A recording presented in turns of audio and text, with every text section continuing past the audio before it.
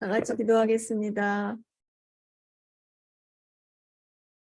하나님, 지난 시간을 돌아보면 주님이 이끄신 길로 순종한다고 따르면서도 저희의 마음과 원하는 대로 살아가고자 하면서 마음에 어려움도 있었고 실망하기도 했습니다.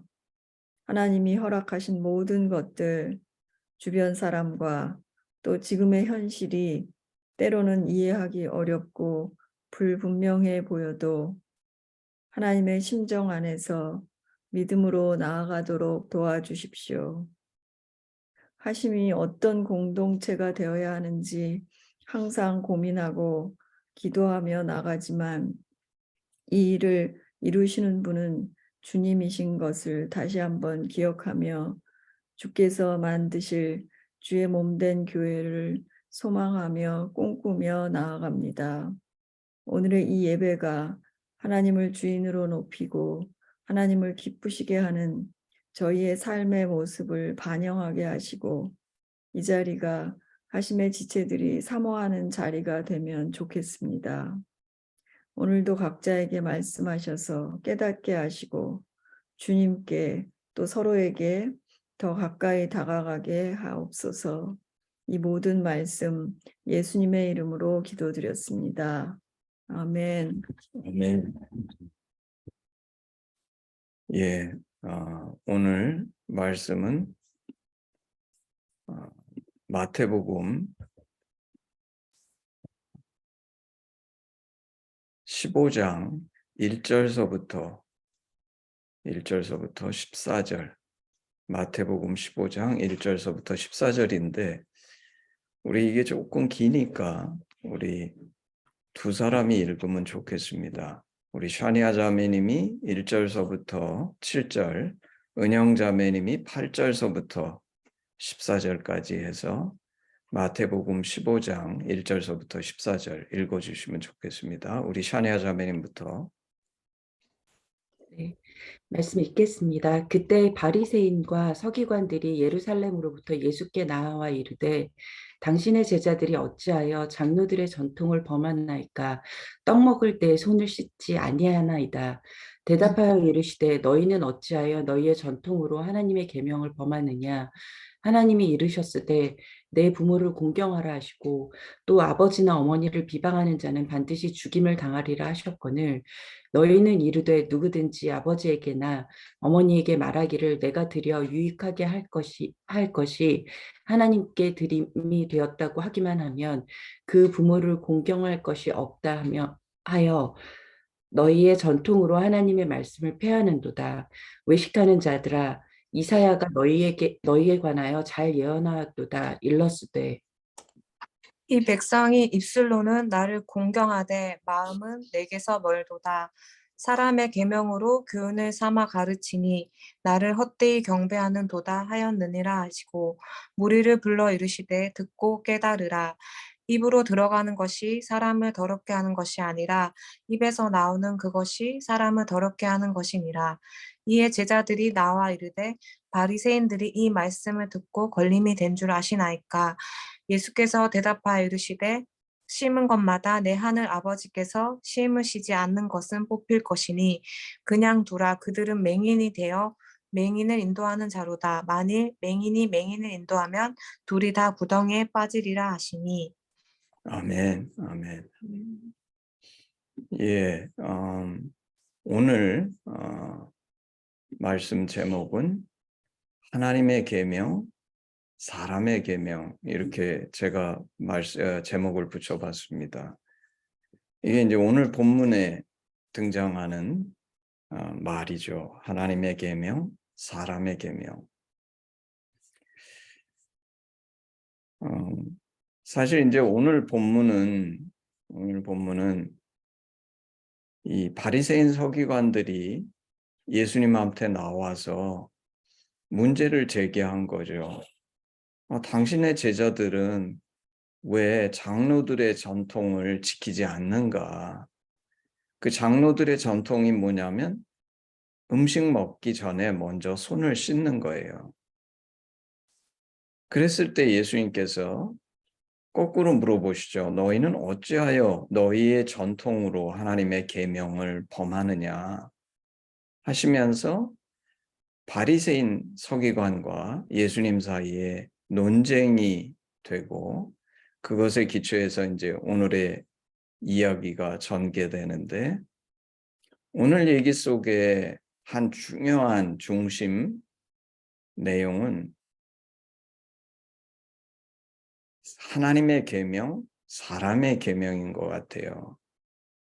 그래서 첫 번째로 제가 다루고자 하는 것은 우리는 이 시간 우리 자신한테 한번 물어보기를 원합니다. 나는 과연 하나님의 계명을 쫓는가? 사람의 계명을 쫓는가? 오늘 이 본문에 등장한 사람의 계명은 장로들의 전통입니다. 이게 전통이니까 관습, 규례 뭐 이렇게 얘기할 수도 있죠. 그리고 이거는 모든 사람들이 굉장히 익숙하고 당연히 이렇게 해야 된다고 생각하는 무언가지요. 구체적으로는 오늘 본문 속에서는 떡 먹을 때 손을 씻는 것입니다. 그리고 이것은 오늘 이 본문에서는 장로들의 전통이라고 얘기하지만 사실 이것에 대해서 바리새인 서기관들은 따지고 들어가면 아마 이것의 근거가 되는 성경적인 근거도 찾을 수 있지 않을까 싶어요. 예를 들면 구약의 율법은 부정하게 되는 것에 대해서 많이 얘기하고 그 부정하게 됐을 때 정결하게 되는 거. 그래서 그런 말씀들을 찾아서 이게 단순히 장로들의 전통이 아니라 성경적인 전통이다. 이렇게 주장할 수도 있겠죠. 반면에 하나님의 계명은 오늘 예수님께서 드신 예는 내 부모를 공경하라. 아버지나 어머니를 비방하는 자는 반드시 죽음을 당하리라. 이렇게 말씀하시면서 이게 하나님께서 주신 계명인데 이 계명을 사람의 계명으로서 바리새인 서기관들이 왜곡했다는 겁니다. 어떻게 왜곡하냐 하면 아버지에게나 어머니에게 말하기를 내가 드려 유익하게 할 것이 하나님께 드림이 되었다 하기만 하면 그 부모를 공경할 것이 없다. 이 말은 무슨 뜻이냐 하면 사실은 그 부모를 공경하기 위해서 물질적 혹은 재물 뭐 여러 가지로 그 부모님께 드리고 그 부모를 공경해야 할 그것으로 내가 예를 들면 하나님께 헌금을 드렸다든지 하나님께 드렸다 그러면 안 해도 괜찮다. 이렇게 얘기한다는 거예요. 그리고 예수님께서는 이것이 사람의 계명이 하나님의 계명을 지키지 않게 만드는 예로서 들어주신 겁니다. 그러면 왜 이런 왜냐하면 바리새인 서기관은 우리가 아는 것처럼 성경에 굉장히 진지하고 성경대로 살려고 무지 애썼던 사람들인데 왜 이런 왜곡이 생겨났을까? 이거를 곰곰이 생각해 볼 때 사실 부모를 공경해야 되지만 아마도 바리새인 서기관은 이렇게 정당화했을 겁니다. 부모 공경 대신에 헌금을 드리게 되면 이 헌금은 하나님께 드리는 것이니까 그러니까 부모에게 그것을 드리지 않아도 정당하다. 아마 이렇게 정당화시킨 것이 아닌가 싶어요. 근데 사실 실제는 말은 하나님께 드리는 헌금이라 그랬지만 사실 이 헌금이 명분은 하나님께 드리는 헌금이지만 하나님이 이 헌금을 뭐 당신이 뭐 먹는데 쓰시는 것도 아니고 실제 이 헌금은 누가 받냐 하면 제사장이나 성전 지도자들이 받아서 이것을 쓰니까 이렇게 왜곡한 것이 아닌가. 그래서 결론적으로 보게 되면 우리는 이 사건 속에서 무엇을 보게 되냐면 말씀이 내 마음을 지배하든지 혹은 그렇지 않고 만약에 내 마음이 말씀을 왜곡하든지 이 둘 중에 하나의 일이 벌어지는구나 하는 것을 우리는 발견하게 됩니다.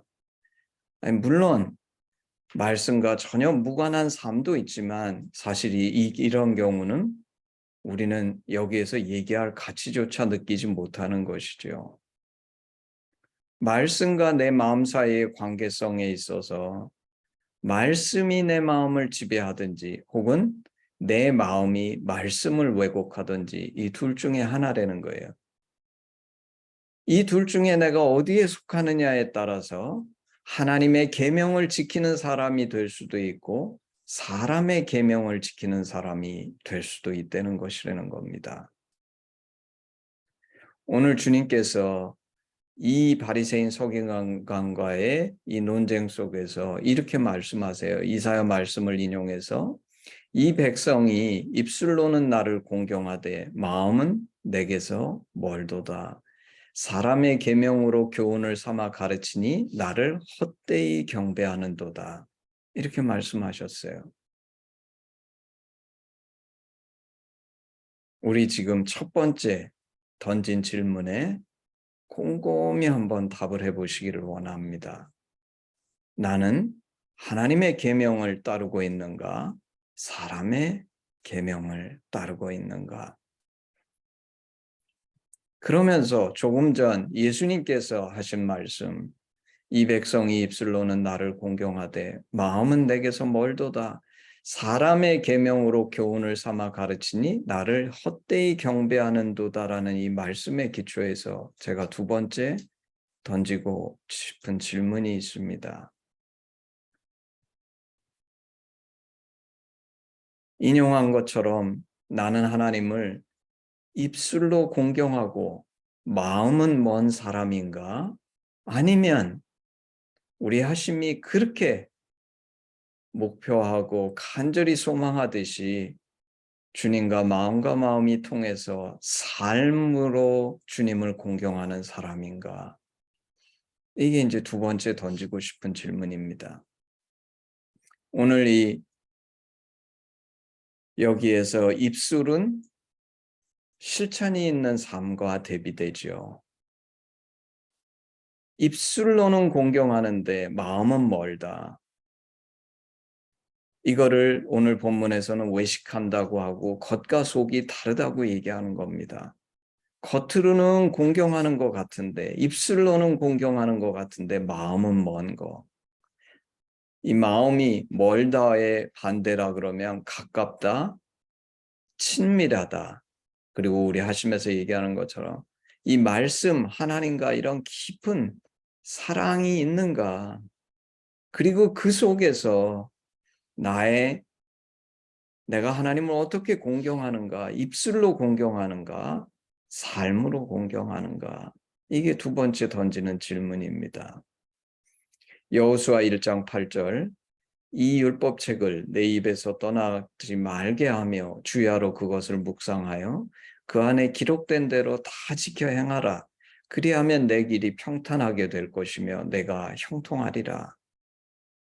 사실 이게 여호수아의 말씀인데 우리가 생각할 때는 이 율법책을 내 입에서 떠나지 말게 하며 그 안에 기록된 대로 다 지켜 행하라. 그냥 이렇게 얘기하실 것 같은데 그렇게 하지 않으시고 이 율법책을 내 입에서 떠나지 말게 하며 주야로 그것을 묵상하여. 왜 주야로 묵상할 필요가 있는가?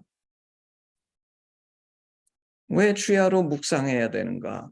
왜냐하면 첫 번째는 묵상해야만 우리가 지킬 수 있기 때문이죠.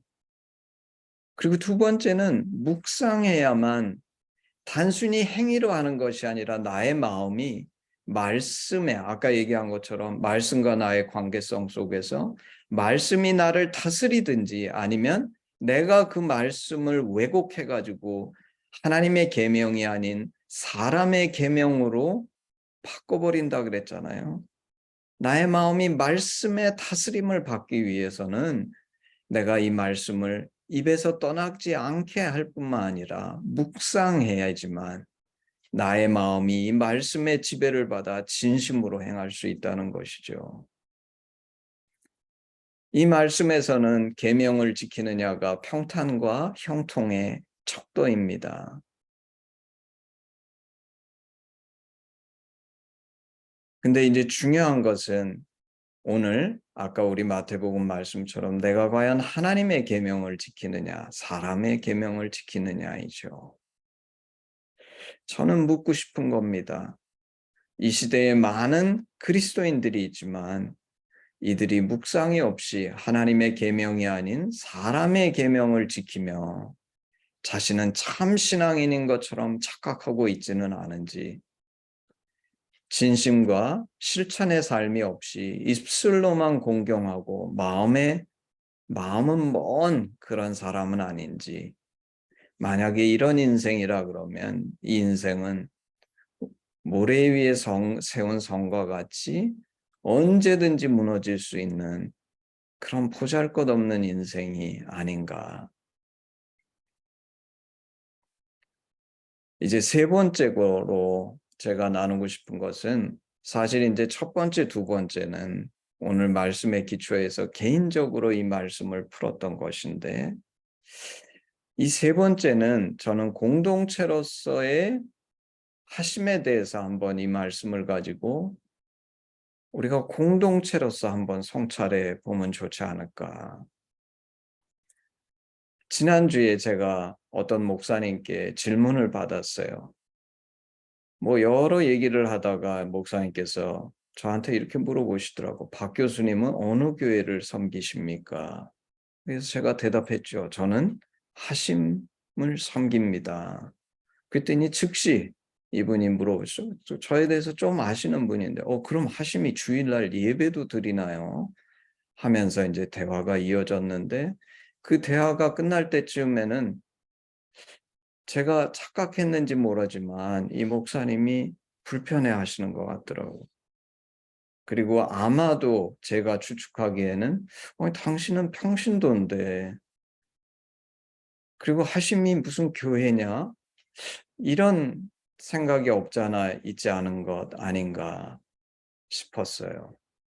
그리고 이 고민이 혹시 우리 하심의 지체 중에도 이런 고민이 있을 수도 있지 않을까. 그래서 저는 제가 깨닫고 오늘 이 말씀에서 느낀 것을 이 지체들과 함께 나눠보기를 원합니다. 제가 하나 인용하고 싶은 것이 있는데 제가 이 말씀 이번 주에 받은 저한테 오는 이메일 중에 신간 도서 해가지고 소개해 주는 것들이 있더라고요. 그래서 제가 오늘 잠깐 인용하고자 하는 책은 제목이 이겁니다. 계속되는 도전, 늘어나는 비제도권 교회. 이게 제목인 것 같아요. 저는 뭐 이 책을 제대로 읽어보진 않았습니다. 근데 여기 이 책을 소개하는 내용을 제가 잠깐 읽어드리고 얘기를 더 계속해 나가기를 원합니다. 지금부터 읽는 것은 이 책을 소개하는 내용입니다. 읽겠습니다. 이 책은 제도권 교회에만 익숙한 신자들에게 우리가 모르는 사이 한국 내 널리 퍼지고 있는 또 다른 영역, 즉 비제도권 교회의 출현을 알린다. 소개 자체가 제도권 교회의 당돌한 도전이 되고 있다. 그런데 우리가 알고 있듯이 예수님은 기존 유대교 밖, 즉 비제도권 영역에서 제자들을 양육시켰다. 물론 예수님이 회당에도 출석했으나 그 목적은 회당의 조직에 속하고 그곳 사람들과 교제를 하기 위함이 아니라 유대 문화를 존중하고 회당의 유대인들을 전도하기 위함이었다. 이 사실은 예수님이 기존 교회 조직에 충실했을 것이라고 상상하는 사람들에게 충격을 가져다 준다. 또한 예수님에게서 배운 초대교회도 유대교 조직에 속하지 않고 교회 건축 대신 가정 오이코스에서 모인 비제도권 교회였다. 감리교 신학대학의 이덕주 교수는 콘스탄티누스 황제 때부터 초대교회가 제도권 교회에 밀려 비주류가 됐고 핍박을 피해 동쪽으로 이동해 중앙아시아, 인도, 몽골, 중국까지 복음을 전했다는 증거를 댄다. 그럼 제도권 교회와 비제도권 교회의 공통점과 차이점을 짚어보자. 공통점은 하나님의 창조, 삼위일체, 구세주 예수 등 성경의 핵심 진리를 믿는 것이다. 다른 점은 제도권 교회가 교단 형성, 교단 신학, 교단 건물을 중요시하는 반면 비제도권 교회는 보통 교단도, 교리도, 건물도 없이 성경을 가지고 가정, 오이코스를 중심으로 신앙생활한다는 점이다. 한마디로 둘 다 믿는 대상은 같지만 방식이 다르다. 이제 비제도권 교회가 어느 정도까지 성장했는지 살펴보자. 성공의 선교사이자 종교학자인 바로세 조사에 의하면 1970년 전 세계 기독교 인구 중 비제도권 교회는 8%였지만 2000년에는 20%로 증가했다. 1900년대 미국의 비제도권 교회는 11%였지만 2005년에는 36%였다. 한국 기독교 목회자 협의회에 따르면 한국에는 가나안 성도로 불려지는 비제도권 신자들이 100에서 200만 명이 있다. 국민일보 2019년 5월 30일자 보도. 2015년 인구조사 통계를 보면 개신교 인구 거의 1000만에 가나안 성도가 200만 명, 20% 이상이 될 것으로 추산된다. 눈치가 빠른 사람은 더 이상 비제도권 신자를 향해 그것도 교회냐느니 이상하다느니 이단이 아니냐느니 하는 말을 함부로 꺼내기 어려운 분위기라는 것을 직감할 것이다. 이 책에는 면접조사한 국내 23곳의 비제도권 교회가 유형별로 나눠져 있다. 저자가 조사한 비제도권 교회의 특징을 요약해보자. 일요일이 아닌 다른 편리한 요일에 모이거나 교회 건물이 아닌 다른 공간, 카페, 가정 등에서 모이지만 가장 두드러진 특징은 아무래도 평신도 중심이라는 것이다. 신학을 전공하지 않은 평신도들로만 구성되었거나 목회자가 있어도 목회자 자신이 특별한 권한을 행사하지 않는다. 심지어 평신도들이 모임 자체에서 목사 안수를 주기도 한다. 이런 모습으로 인해 목회자를 성직자로 평신도를 목회자의 양으로 인식하고 있는 제도권 교회에서 비제도권 교회를 이해하지 못하고 있다. 저자는 평신도라는 단어의 유래를 밝힌다. 성경에는 이 단어가 없다. 영어 레어티, 평신도 문해 안에서 번역한 용어인데 그 단어의 뿌리는 그리스어 라이코스와 라오스의 긋고 그 뜻은 하나님의 백성이다. 목사도 일반 성도도 다 하나님의 백성인데도 불구하고 목사만 쏙 빠져 성직자라는 용어를 자칭하고 일반 성도를 평신도로 칭하고 있다. 신학 성경을 보면 초대교회에는 성직자와 평신도를 구분하지 않았다. 다만 교회 운영을 위해 장로, 집사, 교사, 감독, 목사 등의 직분을 만들었다. 직무의 차이만 있을 뿐 그 사이를 절대 넘지 못하는 영역으로 여긴 것이 아니었다. 성도를 이분법으로 나눈 결과 평신도가 성직자들에게 의존하는 무기력한 계층으로 전락해 버렸다는 것을 부인하기 어렵다. 저자는 종교개혁자 마르틴 루터가 우리에게 익숙한 제도화된 교회가 아니라 제3의 형태, 즉 비공식적이고 비강제적인 작은 공동체를 그리스도인을 위한 가장 이상적인 형태라고 제시했다는 점을 상기시킨다.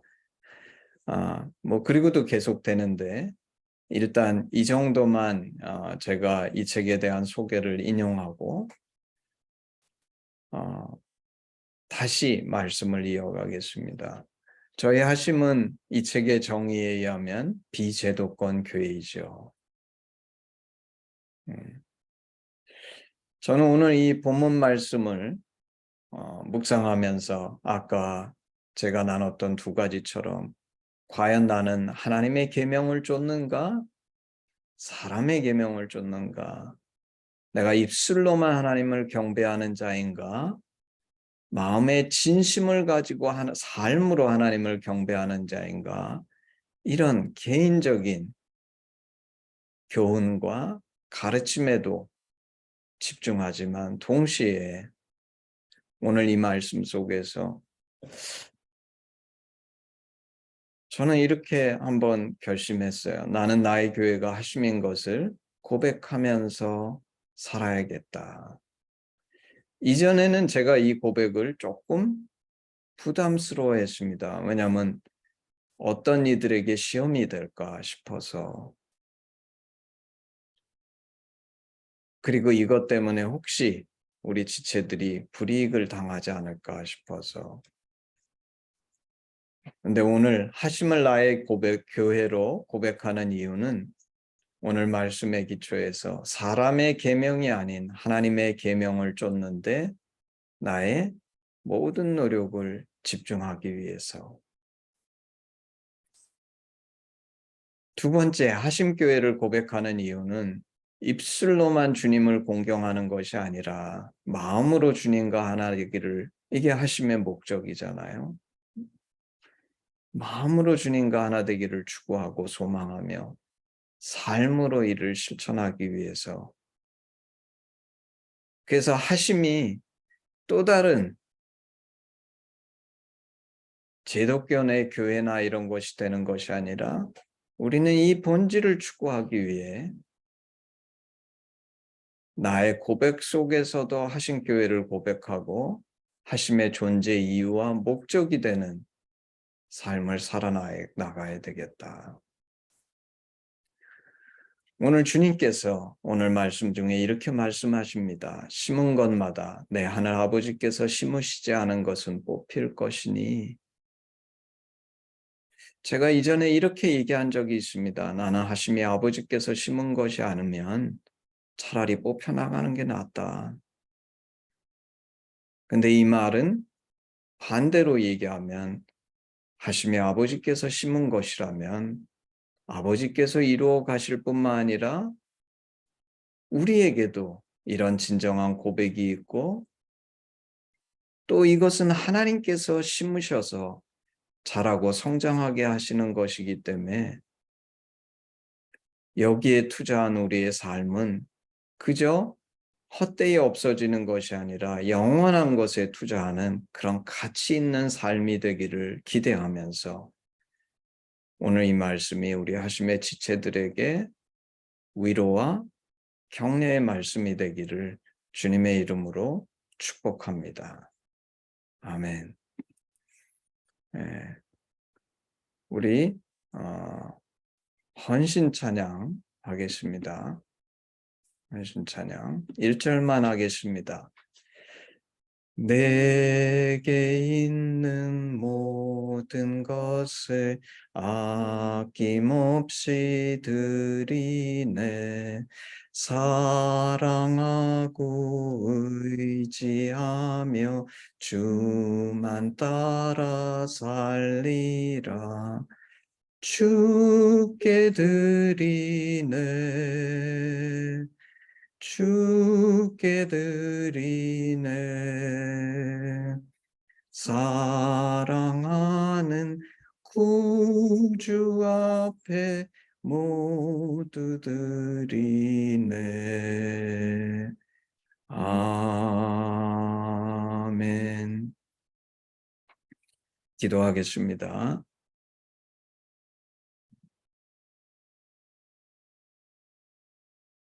사랑의 주님, 아마도 바리새인과 서기관들은 자신들처럼 하나님을 경외하는 자가 있을까? 자신들의 안에는 그런 자부와 정말 최선을 다해서 내가 하나님을 경배하고 있는 거야 라는 생각이 있지 않았을까 싶습니다. 아버지, 만약 우리가 이 바리새인과 서기관들처럼 사실 장로의 유전이 꼭 성경을 거스리는 것은 아닌데 우리가 이런 지엽적이고 정말 중요한 하나님과 마음을 같이 해서 입술로만 하나님을 경배하는 것이 아닌 삶으로 주님을 경배하는 그런 인생을 살고 있지 못한다 그러면 우리는 얼마나 많은 시간과 노력과 정성으로 주 안의 삶을 살기를 원하는데 오히려 우리가 사람의 계명으로 교훈을 삼아 헛되이 가르치고 경배하는 어리석은 인생이 되지 않을까 심히 경계하며 저희들을 돌아보기를 원하나이다. 아버지, 기도하기는 정말 우리 하심은 정말 비제도권 교회인데 우리 안에 하나님의 계명을 쫓고자 하는 진심과 입술로만 하나님을 경배하지 않는 하나님과 마음과 마음이 통해서 이 하나님을 진심으로 섬길 수 있는, 그러므로 우리 하심이 인간이 심은 것이 아니라 내 하늘 아버지께서 심으신 그런 싹이요 씨앗이요 자라나 큰 열매를 맺는 나무가 돼서 깃들이는 영혼마다 정말 하나님을 진정으로 경배드릴 수 있는 그런 주님의 은혜가 될 수 있도록 저희 각 사람 가운데 이런 진심과 다짐이 있기를 간절히 소망하고 성령께서 저희 가운데 이것을 지키시고 인도해 주시기를 소망합니다. 감사드리며 예수님의 이름으로 기도했습니다. 아멘. 우리 헌신 기도문으로 예배를 마무리하겠습니다. 아바 아버지, 예수님의 죽으심과 부활하심으로 우리를 향한 당신의 사랑을 확증하시고 예수 안에 성령으로 당신과 하나 되게 하시니 감사합니다. 구하오니 우리 공동체가 당신 안에 더욱 하나 되게 하시고 우리를 온전케 하사 대한민국과 열방 가운데 당신의 심정이 더욱 증거되게 하시옵소서. 나라와 권세와 영광이 아버지께 영원히 있사옵나이다. 아멘. 아멘. 예배를